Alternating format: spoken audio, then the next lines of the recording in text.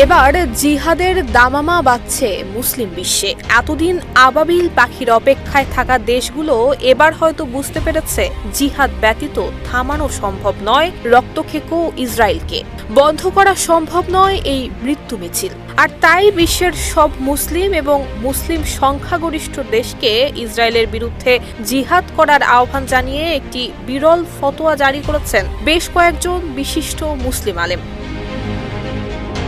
আল্লাহ তাআলা স্বয়ং ইরশাদ করেছেন, তোমরা আল্লাহর পথে সংগ্রাম করো এবং জেনে রাখো আল্লাহ সর্বশ্রোতা এবং সর্বজ্ঞ। তবুও যেন ইসরায়েলের নৃশংসতায় চোখে কালো কাপড় বেঁধেছিল মুসলিম দেশগুলো।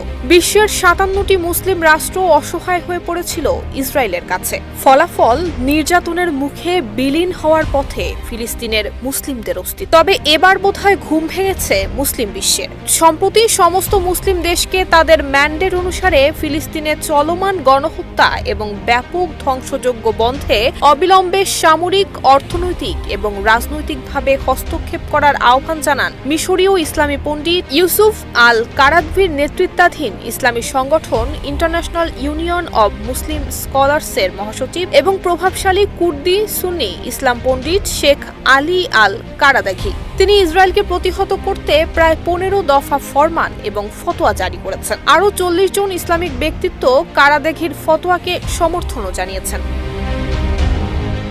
যেসব মুসলিম দেশের সঙ্গে ইসরায়েলের শান্তি চুক্তি রয়েছে সেগুলো পুনর্বিবেচনা কিংবা পর্যালোচনা করার কথা বলেছেন মুসলিম নেতারা। একই সঙ্গে মার্কিন প্রেসিডেন্ট ডোনাল্ড ট্রাম্পকে তার নির্বাচনী প্রতিশ্রুতি অনুযায়ী আগ্রাসন নির্মূল এবং শান্তি প্রতিষ্ঠায় মার্কিন মুসলিমদের চাপ সৃষ্টির আহ্বান জানান তারা। গত জানুয়ারিতে ক্ষমতায় আসার আগে নির্বাচনী প্রচারণা বন্ধের সময় বারবার যুদ্ধ বন্ধ করার প্রতিশ্রুতি এবং অস্থায়ী যুদ্ধবিরতি ঘোষণার কথা বললেও ফিলিস্তিনের বিরুদ্ধে ফের যুদ্ধ শুরু করতে ইসরায়েলকে ইন্ধন দিয়েছেন মার্কিন প্রেসিডেন্ট ডোনাল্ড ট্রাম্প।